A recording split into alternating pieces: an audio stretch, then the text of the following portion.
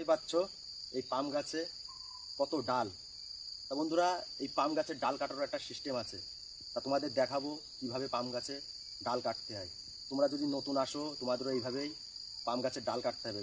পাম গাছের ডাল যদি ঠিকভাবে না কাটো, যে কোম্পানির মধ্যে যে তোয়ান আছে, যে কেরানি আছে, সেই কেরানি বকাবকি করবে আর পয়সাও তোমাদের দেবে না, কেটে রাখবে। তা তোমাদের দেখাবো কিভাবে পাম গাছের ডাল সঠিকভাবে কাটা আর বেসঠিকভাবে। তা তোমাদের দেখাবো এখন কিভাবে পাম গাছের ডাল কাটতে হয়।